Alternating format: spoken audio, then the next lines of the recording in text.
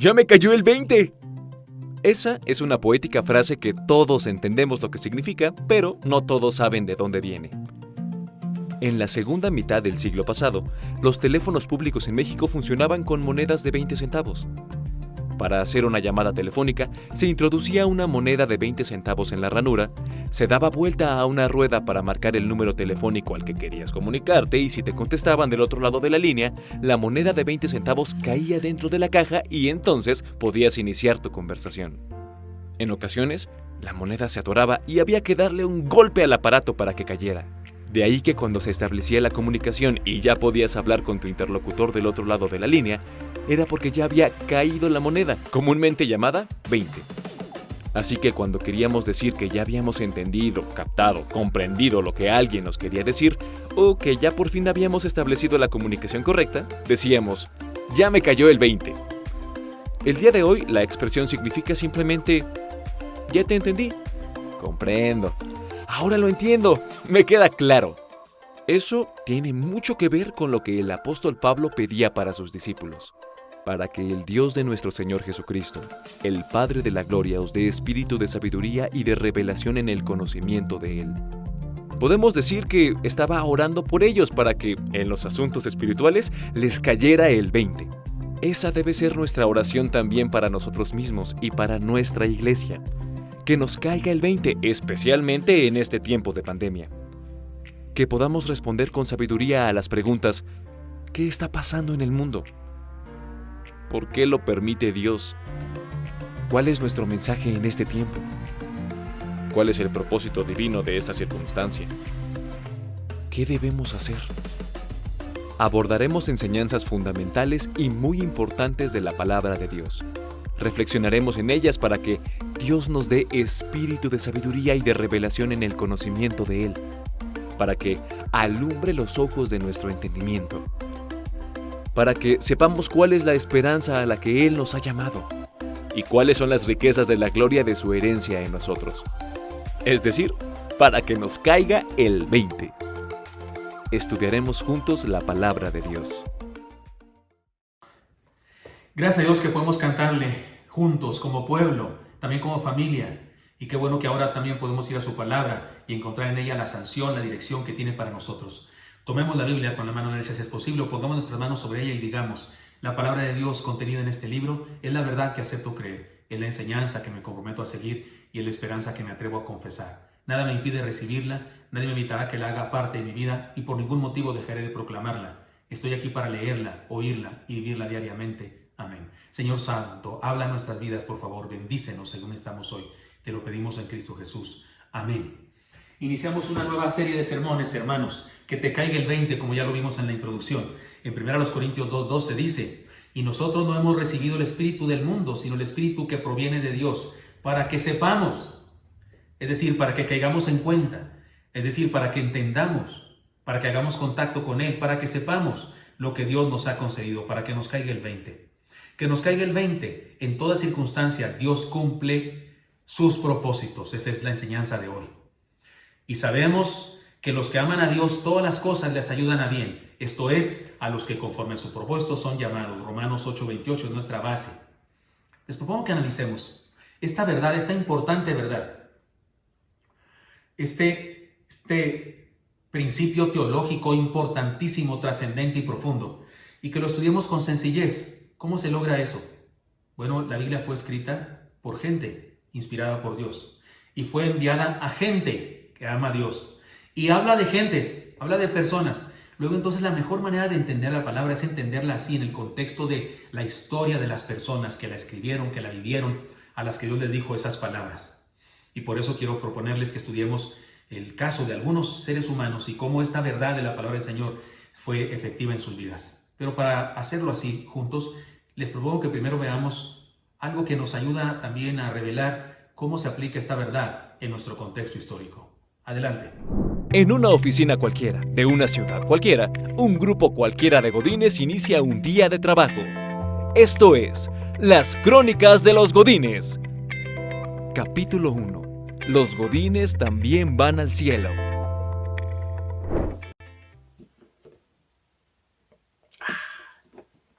Vaya, lo bueno es que es viernes y podemos venir vestidos como queramos. ¿Para qué pones tu comida en topper si estás en tu casa? ¿Y para qué las traes al escritorio si tienes la mesa? Pues no sé, pero la primera semana de la pandemia ya no me sabía la comida. Hasta pensé que había perdido el gusto por eso de estar infectado. Pero un día mi mami se equivoca y me pone la comida en toppers. ¡Uy! Me lo empecé a comer y me supo a gloria.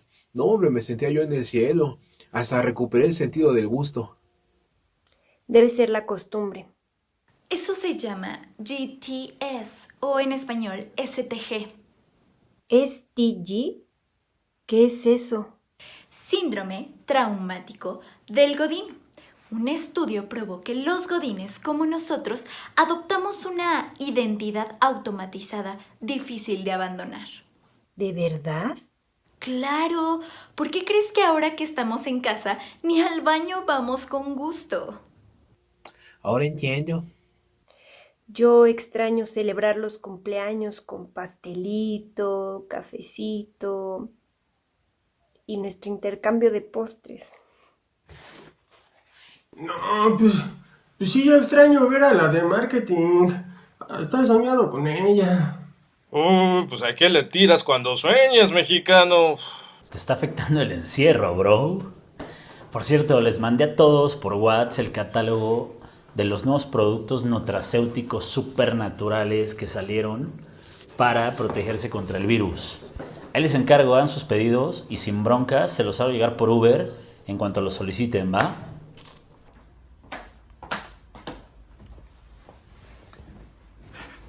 Buenos días, tardes ya, ¿cómo estamos mis nenes? ¿Cómo están todos? ¿Ganando como siempre?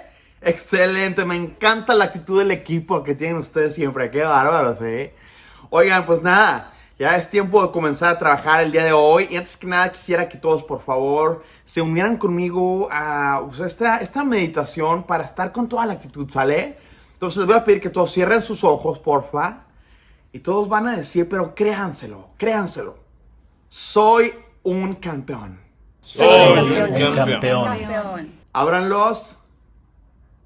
¿Qué hubo? ¿A poco no ya se sienten llenos de luz? ¿A poco no se sienten unos ganadores, mis nenes? Miren, tenemos mucho trabajo que hacer. La verdad es que estamos en crisis. La empresa está en crisis. Estamos en crisis, queridos. Así es que tenemos que trabajar, tenemos que echarle todo, ¿sale? Tenemos que traer los números para arriba y levantar la empresa. Así es que, por favor, todos a trabajar sin descanso, aunque es home office, vamos a echarle ganas. ¿Sale, papitos? Sí, a trabajar. Ser el hijo del patrón. Oigan, ¿alguien sabe cuándo hay que dar la tanda? ¡Silencio! Cállense todos. O sea, el jefe tiene algo muy importante que decir. Jefe, no se le olvide que tenemos que decir lo del reconocimiento, ¿ok? Ah, sí, claro, por supuesto. Miren, escuchen todos, tenemos noticias con la novedad de que Esperancita, ¿se acuerdan de Esperancita, su compañera? Excelente trabajadora, ¿no? Excelente la señora, la verdad, impecable, admirable empleada. Resulta que dio positivo de COVID-19. Y bueno, la mandamos a su casa, claro, por supuesto, porque yo sé que yo soy un jefe duro, soy un jefe duro, de mano dura, estricto y todo, pero también tengo corazón, por supuesto. Y la mandamos a su casa con goce de sueldo y le vamos a dar una ayuda, por supuesto, porque sabemos que el tratamiento del COVID es súper caro. Y bueno, el problema es que esta ayuda que le vamos a dar va a venir de sus vales de despensa de todos ustedes que no van a recibir. Entonces, gracias por su aportación. Muchísimas gracias, Esperancita, se los agradece. ¿Qué? No, ¿qué pasó? He dicho. Y punto. Muy bien, Mari, Secre, nos vemos donde ya le dije, ¿sale? Vaya todos, chao. Ya nos vemos. Ellos sí se van de paseo y nosotros trabaje y trabaje. Pues, ¿qué le vamos a hacer si ellos son los jefes? Mi mamá me ha dicho.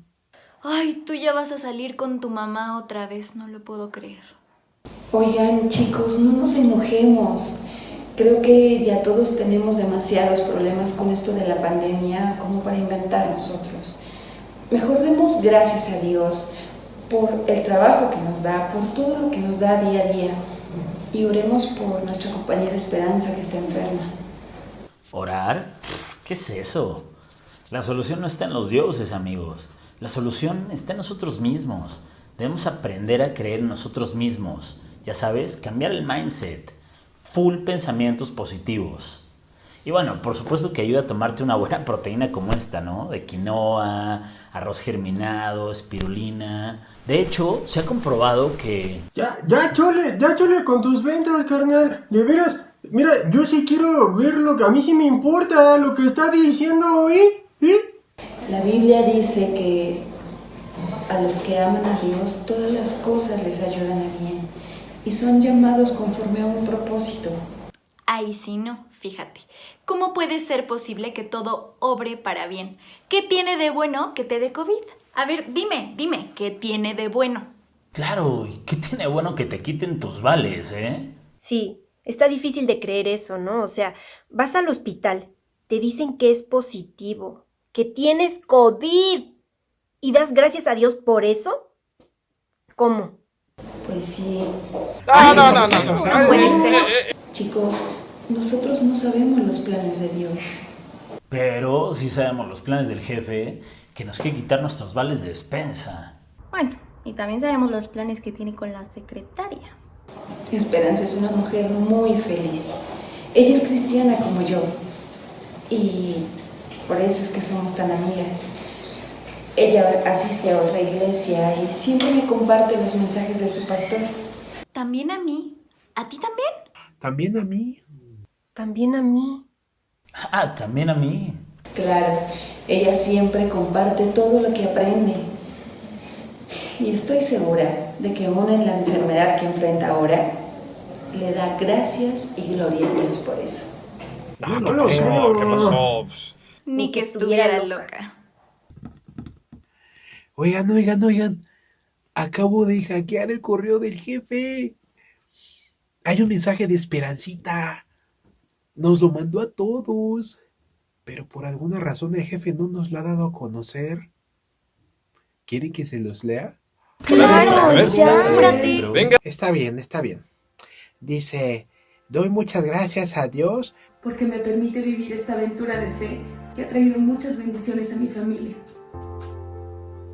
Mi esposo recién se había jubilado y estaba triste, deprimido, porque se sentía inútil. Fue a los doctores, les dieron montones de medicinas, antidepresivos, antiansiolíticos y píldoras para dormir. Y nada. Ahora, desde que se ha convertido en mi ángel guardián, lo veo feliz y ha dejado de tomar medicinas y se siente muy sano. Mi enfermedad le dio una razón para vivir y solo es posible por la ayuda de Dios. Mi hijo mayor andaba por malos caminos y al saber de mi enfermedad, regresó a la casa, me pidió perdón y le entregó su vida al Señor para que lo transformara. Mis dos hijas estaban peleadas, pero se han unido para estar al pendiente de mí. Nada de eso hubiera sucedido si no hubiera sido por la pandemia. La promesa del Señor es verdadera. Todo obra para bien. Compañeros queridos, los extraño mucho y espero que pronto pase todo esto y nos volvamos a juntar. Oro mucho por ustedes para que Dios les ayude, los cuide y les permita conocerle personalmente. Le he pedido a mi gordo que les siga mandando los devocionales de cada día. Escúchenlos y cuando puedan, conéctense a los cultos de mi iglesia. Y si tienen una Biblia, léanla. Los amo. Cuando sane, espero verlos en la oficina. Y a todos les llevaré sus dulces de siempre. Y si no sano, me gustaría verlos en el cielo. Las dos cosas serían muy buenas. Dios bendice a mis amigos de la oficina, al jefe y hasta su secretaria. Amén. Con cariño, su compañera y amiga Esperanza. Y sabemos que los que aman a Dios, todas las cosas les ayudan a bien. Esto es, a los que conforme a su propósito son llamados. Sí, resulta que esa verdad es difícil de comprender. Para algunas personas es una locura y para otras, en el ambiente religioso, puede ser una verdad mal entendida. Por eso me parece que ustedes y yo hoy debemos estudiar esta enseñanza en este contexto de que te caiga el 20. Porque la pandemia que estamos viviendo nos desafía a entender y reflexionar en nuestras doctrinas y los principios y las enseñanzas que vivimos para entenderlas bien. ¿De acuerdo? Vayamos ahora a gente de la Biblia. Job. Perdió todo cuanto tenía. Todas sus vacas, sus camellos, toda su riqueza, bancarrota total. Y para colmo de males, un día, por causa de un fenómeno natural, todos sus hijos mueren. ¿Qué pasó? Es el hombre más bueno del planeta. Según el mismo libro lo dice, es un hombre honrado que alaba a Dios. Incluso Dios habla de él ante el mismo diablo y le dice de Job, le presume de Job y su adoración. ¿Qué pasó con eso? ¿Karma? ¿Sería karma? ¿Mala suerte? ¿La envidia de la gente que hace que una persona exitosa tenga malas vibras? Hay gente que está absolutamente convencida de eso. ¿Qué fue lo que pasó? Bueno, vayamos al mismo libro y veamos cuál fue la actitud de Job en esa circunstancia. Les leo Job 1, 19 al 22. Y un gran viento vino del lado del desierto y azotó las 4 esquinas de la casa, la cual cayó sobre los jóvenes. Está refiriéndose a los hijos de Job.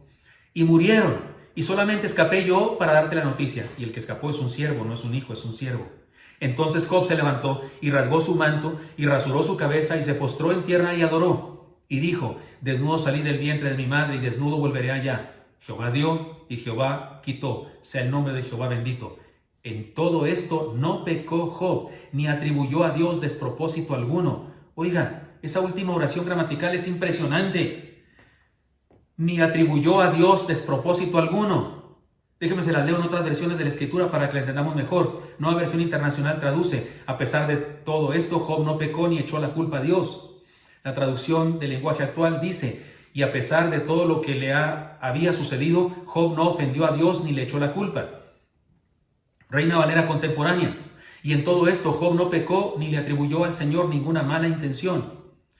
La palabra, a pesar de todo lo sucedido, Job no pecó ni maldijo a Dios. Ojo, los traductores de la Biblia, eruditos en el hebreo, en los idiomas de la Biblia, traducen así. Esto de atribuirle a Dios despropósito es como faltarle al respeto y culparlo de algo, o decir que tiene mala intención, o incluso maldecir su nombre. Jamás se le ocurrió a Job, jamás pasó por su mente que fuera un asunto de casualidad o accidente. Jamás. Estaba seguro que si Dios lo permitía o si Dios lo causaba, era por alguna razón.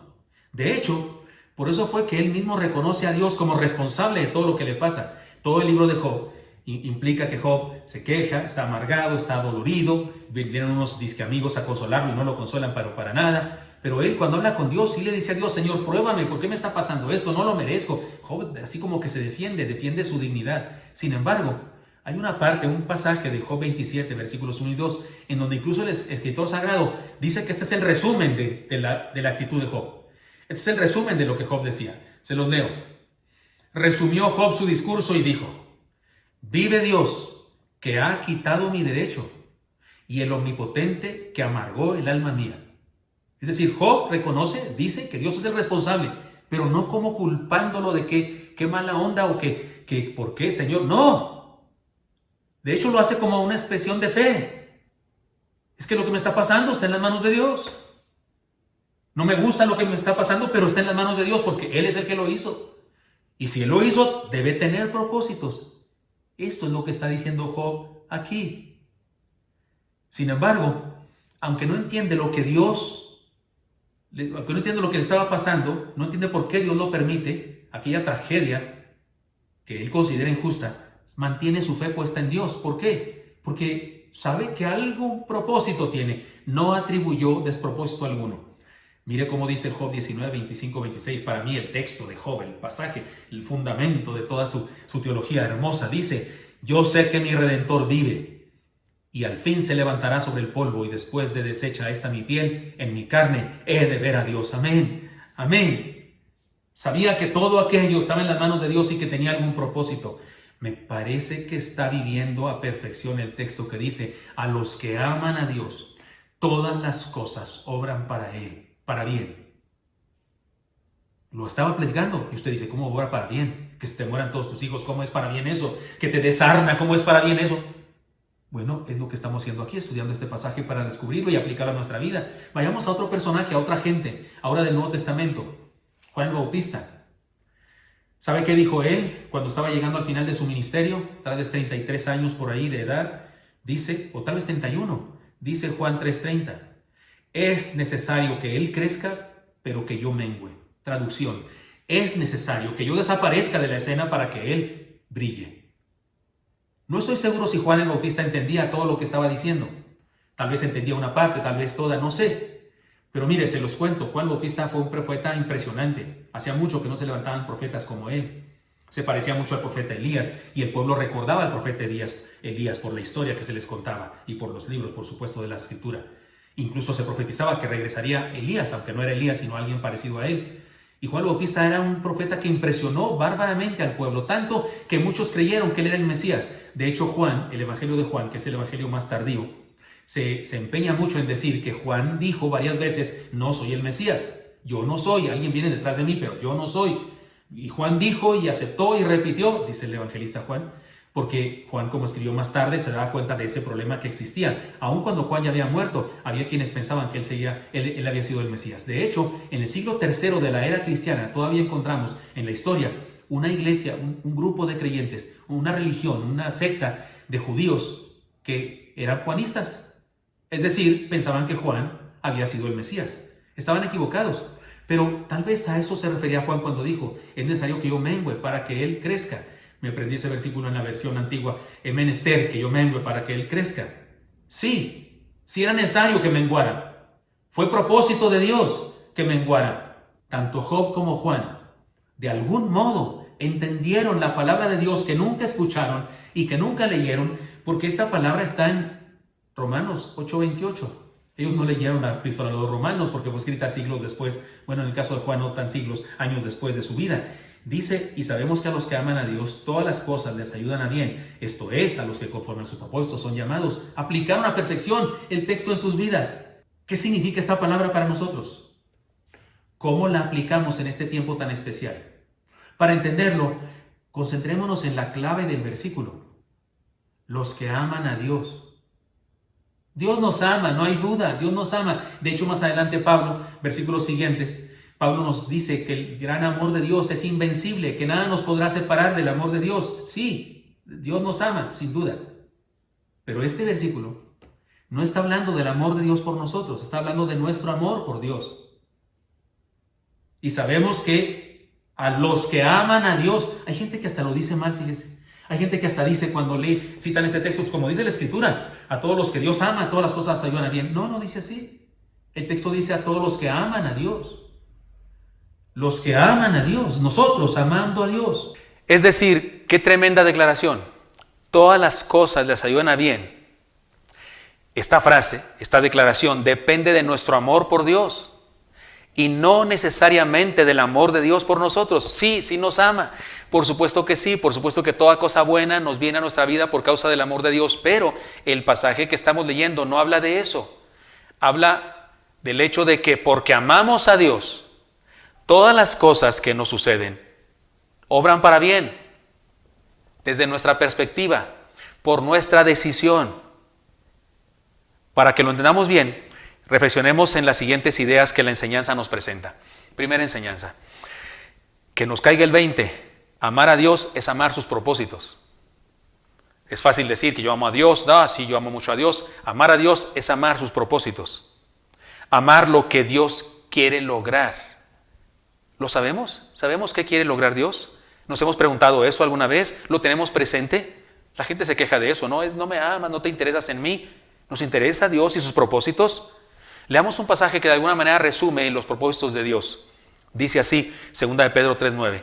El Señor no retarda su promesa, según algunos la tienen por tardanza, sino que es paciente para con nosotros, no queriendo que ninguno perezca, sino que todos procedan al arrepentimiento. 2 de Pedro 3:9, ya lo dije. Amar a Dios es amar lo que Dios quiere lograr. No solo eso, es amar las maneras como Dios quiere lograrlo. Lo entendamos o no, nos guste o no, son sus caminos. Así quiere lograr Él las cosas. En ocasiones hace cosas que no entendemos, hace cosas que no nos gustan, hace cosas a través de circunstancias que usted y yo sufrimos, las aborrecemos tal vez. Pero ¿qué si son los caminos de Dios? Amar a Dios es amar sus propósitos. Es amar las cosas que quiere lograr y amar la manera como las quiere lograr. Mire cómo dice Romanos 11:33. Oh profundidad de las riquezas de la sabiduría y la ciencia de Dios. Cuán insondables son sus juicios e inescrutables sus caminos. No se puede sondear, no se puede saber hasta dónde llega. Como si en el mar echas una soga con un contrapeso para ver qué tanto mide, y soga y más soga y amarren otra y no llegas nunca. No hay manera de saber, no hay manera de llegar al fondo. Y no hay manera de hacerle un escrutinio a los caminos de Dios. Hay ocasiones en las que no sabemos, pero amar a Dios es amar las maneras como Él quiere lograrlo, aunque a nosotros no nos parezcan buenas. Amar la manera como quiere usarnos a nosotros para lograrlo. Porque en ocasiones son sus caminos, pero en ocasiones nos invita a entrar en sus caminos, esos que no nos gustan tanto. Hay una palabra hermosa que nos alienta a asegurarnos del cuidado de Dios, de la fuerza de Dios que Dios nos da. Es un pasaje hermoso, es una vitamina espiritual de esos textos que nos dan de memoria. Isaías 41:10, se lo sabe usted, ¿no? Dice, no temas porque yo estoy contigo. No desmayes porque yo soy tu Dios que te esfuerzo. Siempre te ayudaré, siempre te sustentaré con la diestra de mi justicia. La mano derecha, la mano fuerte de Dios es metafórico, por supuesto, porque Dios es fuerte en todas sus manos y además Él es espíritu puro. Es un texto hermosísimo. Dios ofrece bendecirme, cuidarme, sostenerme de su poder más grande, su mano derecha de su justicia. No más que Isaías 41:10 tiene Isaías 41:9.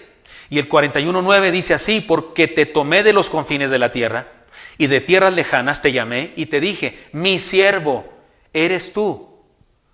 Te escogí y no te deseché. Es decir que, hermanos míos, que nos caiga el 20. Amar a Dios es amar sus propósitos. Es amar lo que Él quiere lograr, amar las maneras como quiere lograrlo. Es amar el que nos quiera usar a nosotros, porque nos llamó para eso. Así es que suceda lo que suceda, acontezca lo que acontezca, usted y yo, si amamos a Dios, todo obra para bien. ¿Vamos entendiendo de lo que habla este pasaje? Porque siempre lo interpretamos como si se tratara de un compromiso de Dios, de ir quitándonos estorbos en la vida. No, es un desafío que Dios nos hace a que vivamos entendiendo que todo obra para bien porque lo amamos. Un ejemplo de gente para entenderlo mejor.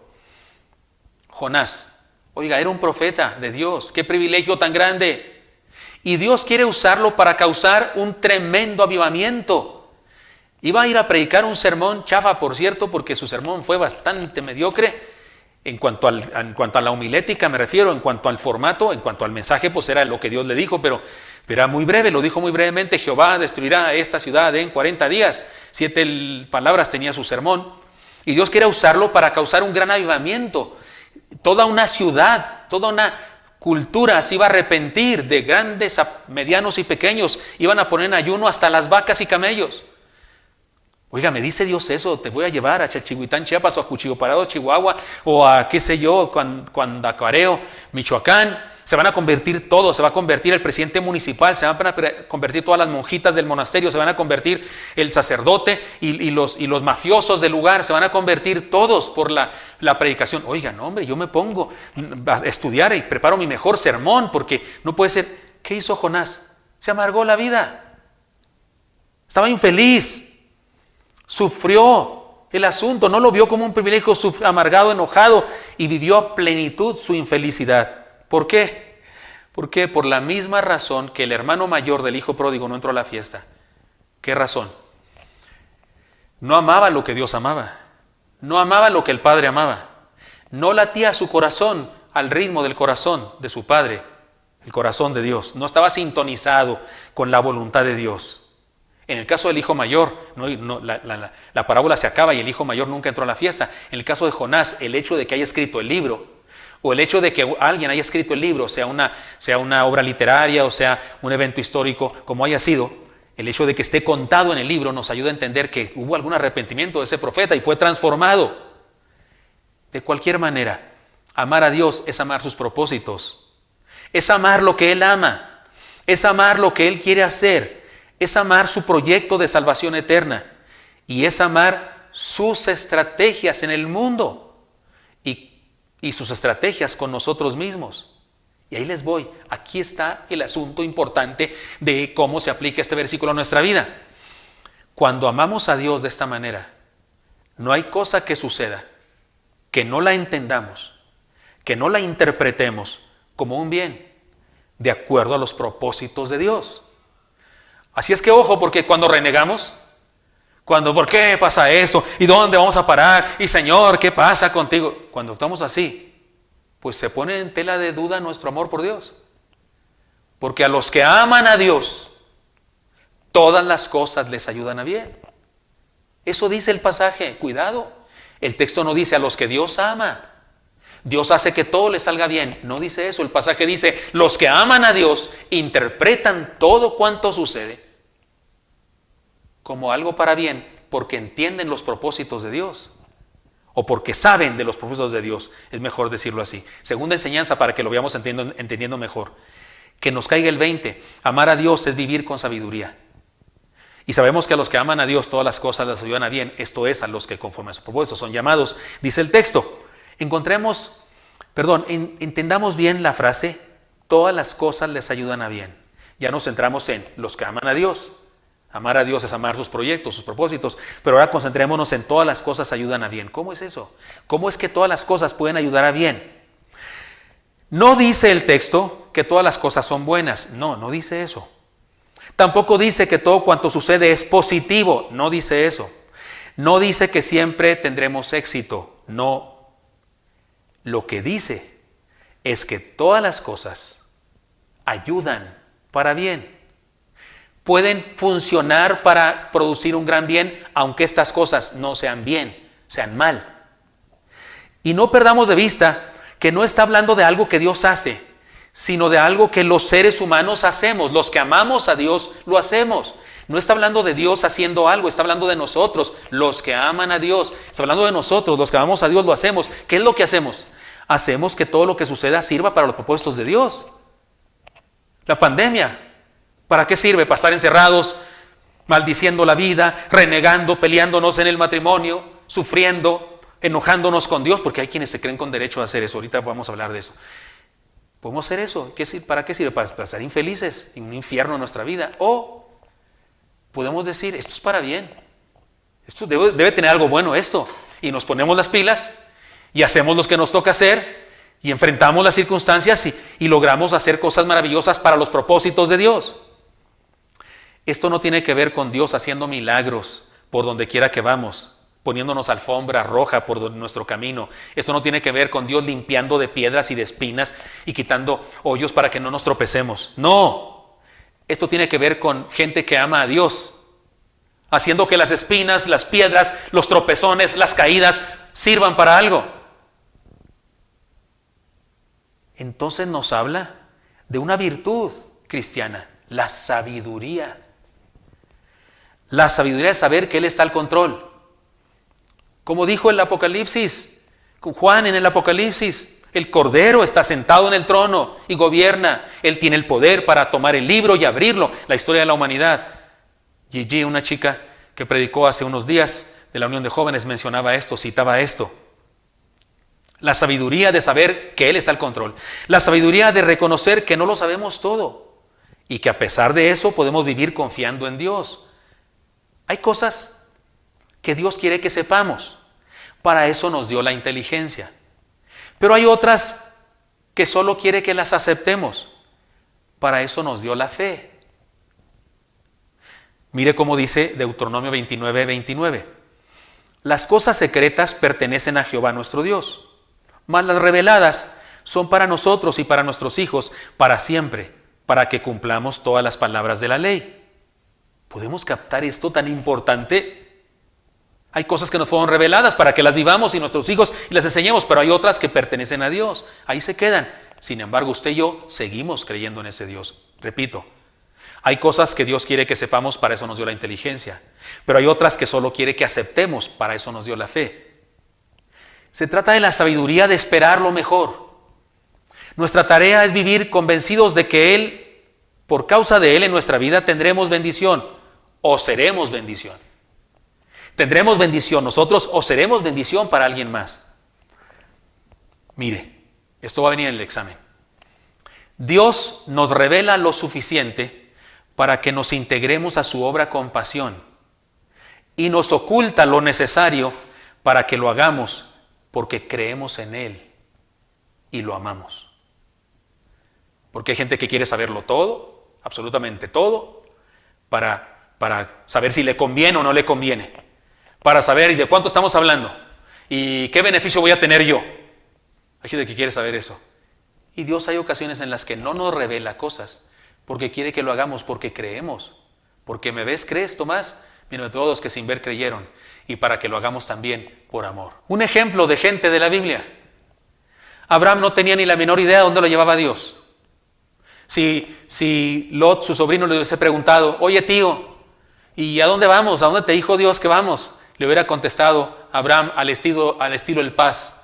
¿Se acuerdan cuál es mi frase que más me gusta responder preguntas teológicas difíciles de contestar?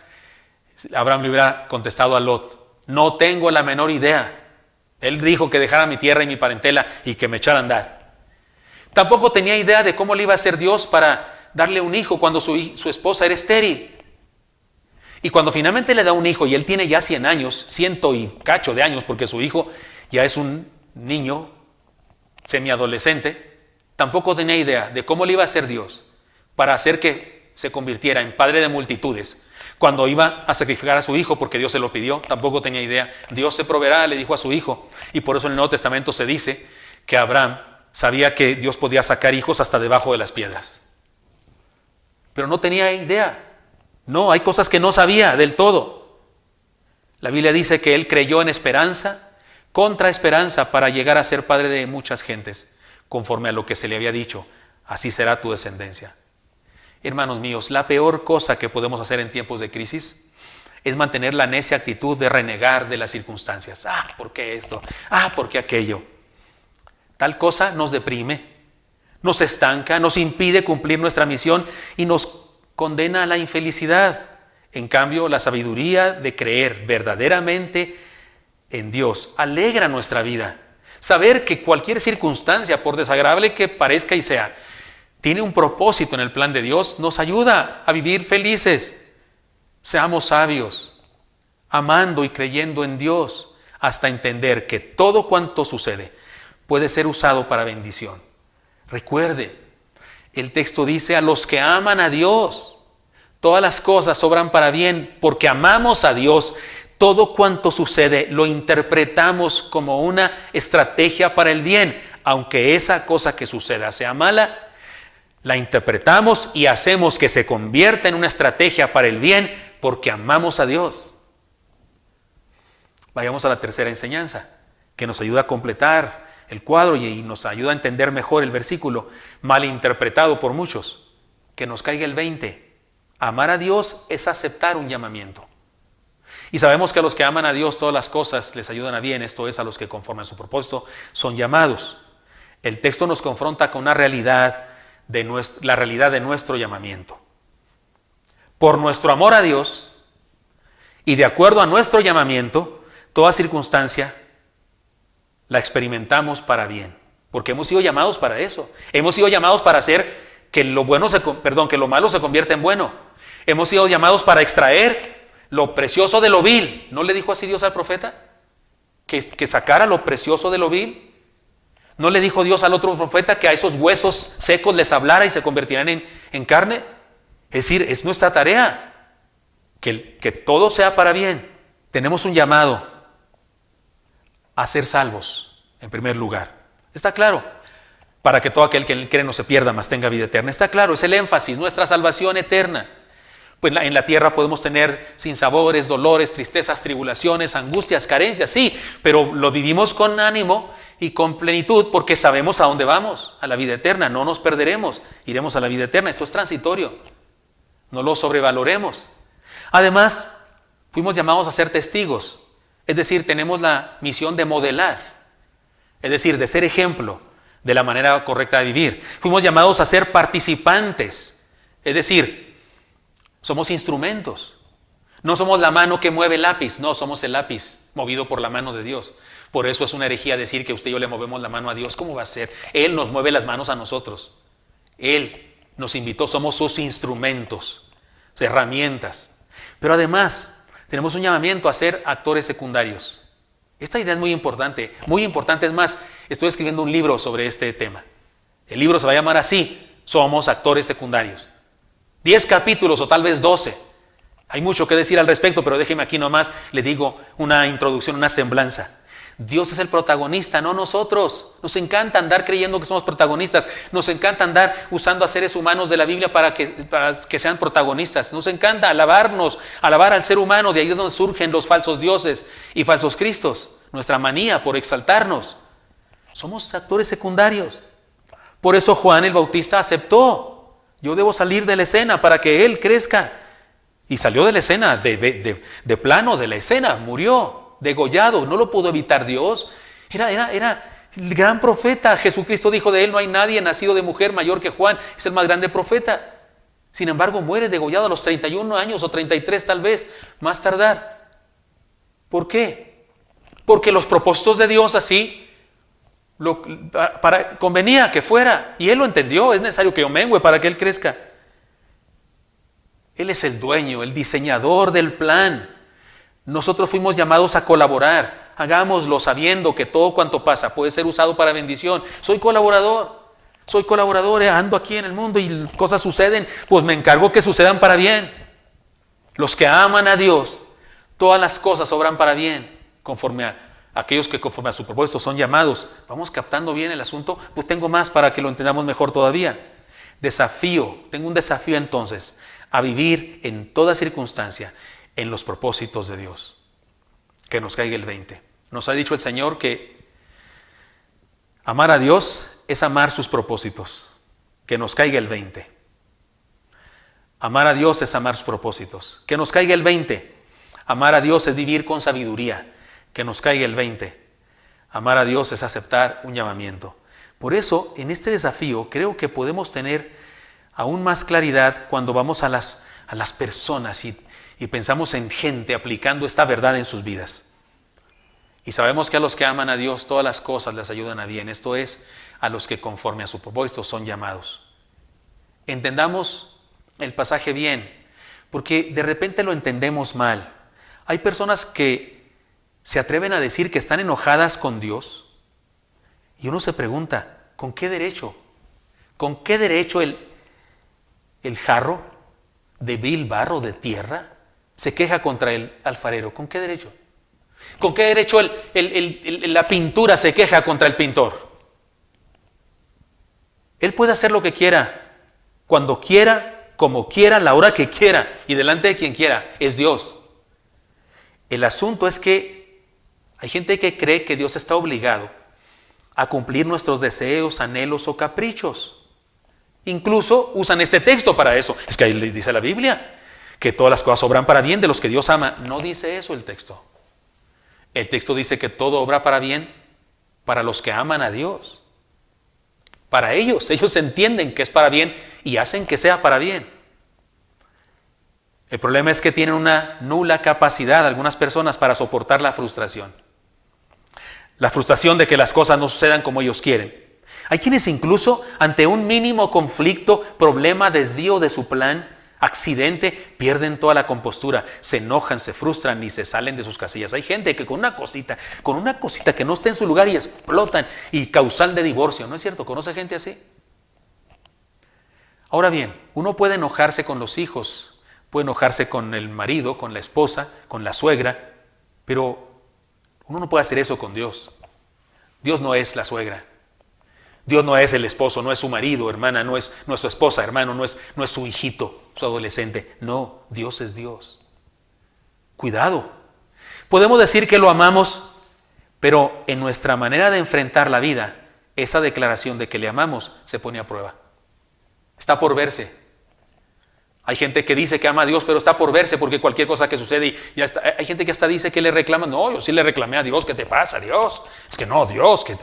Cuidado con eso. Hay gente que hasta dice palabras que resultan de falta de respeto a nuestro Dios. Es soberano Él, es todopoderoso. Si logramos entender cómo vivieron esta verdad algunos héroes de la fe, de seguro entenderemos mejor la enseñanza. Así es que permítame decirlo para concluir esta serie de ejemplos de la Biblia. Vayamos a ellos. ¿Qué tiene de bueno? Que llueva por 40 días y se inunde toda la tierra, todo el planeta. ¿Qué tiene de bueno? A Noé le ayudó a experimentar la gracia de Dios y a aceptar un llamado a la renovación de la vida. ¿Qué tiene de bueno que tus hermanos te vendan como esclavo? ¿Qué tiene de bueno eso? A José le ayudó a llegar a Egipto y a convertirse en un importante salvador. En el asunto de la agronomía y de la mayordomía financiera y también de la materia prima del planeta, se convirtió en un salvador. ¿Qué tiene de bueno que un gigante amenace a tu pueblo, a tus hermanos y a tu rey? A David le dio la oportunidad de realizar una gran hazaña con la que comenzó a hacerse famoso. ¿Qué tiene de bueno que el papá de tu mejor amigo sea muy poderoso y haya mandado que te maten? A David le ayudó a iniciar su camino hacia el éxito, incluso ayudado por el hijo del que lo quería matar. ¿Qué tiene de bueno que te secuestren, que te lleven a otro país y nunca regreses a tu tierra? A Daniel y sus amigos les ayudó a cumplir su misión en la vida. ¿Qué tiene de bueno que te manden a predicar a una ciudad llena de gente malvada a la que odias? A Jonás le ayudó a cumplir su ministerio y a crecer como profeta. ¿Qué tiene de bueno que te encierren por predicar y un rey borracho, por la influencia de una mala mujer y de su hija igual de mala que ella, te mande degollar? A Juan el Bautista le permitió cumplir su misión, dejar una huella trascendente y ser recibido arriba en el cielo, en la gloria del Señor. Él mismo dijo, es necesario que yo crezca para que Él mengue. Es necesario que yo mengue, Es necesario que Él crezca para que yo mengue. Repitamos eso, hermano Josh. Él mismo dijo, es necesario que Él crezca, pero que yo mengue. ¿Qué tiene de bueno que te arresten por predicar y decidan apedrearte hasta morir? A Esteban le permitió predicar un extraordinario sermón histórico, ser un ejemplo impresionante de discipulado, de fe, de valor, y ser recibido por el Señor en el cielo. Le llamamos el primer mártir, por supuesto, sin contar al Señor Jesucristo. Y pasó a la historia. ¿Qué tiene de bueno haber sido apedreado? Haber dado testimonio de la fe. ¿Qué tiene de bueno que te persigan, te atrapen y te destierren a una isla? A Juan le permitió tener una impresionante revelación divina, escribir un libro, el último libro del Nuevo Testamento, con aliento y fortaleza para la iglesia. ¿Qué tiene de bueno que te metan en un tronco y te partan en dos con una sierra? Que te quemen en la hoguera, que te echen en el circo romano para que seas comido por fieras salvajes, o te acribillen gladiadores, que te cosan a tu cuerpo en carne viva, trozos de animales recién muertos sangrando y te echen a correr en un bosque para que perros salvajes te persigan, que te aten a un palo, te pongan brea y luego fuego para iluminar las fiestas orgiásticas de Nerón, que te crucifiquen boca abajo. ¿Qué tiene de bueno eso? A varios de los profetas, como Isaías, fue aserrado en un tronco, a los apóstoles y a miles de cristianos del primer siglo. Esta circunstancia les permitió honrar al Señor con sus vidas y dejar una herencia de fe valiente que ha perdurado desde entonces y ha perpetuado la iglesia del Señor, porque la sangre de los mártires fue fermento, fortaleza para nuestra fe. Hermanos, todas las cosas obran para bien a los que aman a Dios, precisamente porque aman a Dios, creen en Él, aman sus propósitos, aprueban sus estrategias y son felices con todo lo que sucede, porque entienden que Dios está al control y nada impedirá que cumpla sus propósitos. Durante la pandemia es oportuno estudiar palabra de Dios, de aliento, de fortaleza, de caricias de Dios, de esperanza, como los sermones que comenzamos el día de ayer sábado, basados en el Salmo 23, otra vez, corregidos y aumentados. Conviene que hagamos eso y conviene que oremos y nos demos promesas de la Biblia los unos a los otros. Pero también conviene que entendamos mejor sus enseñanzas para que vivamos en medio de las circunstancias difíciles como estas de la manera que Dios quiere que vivamos. Así es que, hermanos míos, sí, que nos caiga el 20. Con Dios, todo cuanto sucede cumple sus propósitos. Y ustedes y yo podemos vivir ahora este pasaje de la Escritura. Sabemos que los que amamos a Dios, hacemos que todo cuanto sucede obre para bien, porque hemos sido llamados con un propósito maravilloso y hemos aceptado el llamado de Dios para cumplir la perfección. Señor Santo, te doy gracias porque me permites compartir con mis hermanos esta palabra y te pido, Dios, que nos des fuerza, sabiduría para interpretar los tiempos y para vivirlos, Señor, en fortaleza, en pasión, en gozo, sabiendo que pase lo que pase, se cumplirán tus propósitos usando nuestras vidas. Aquí estamos, Señor, actores secundarios, úsanos.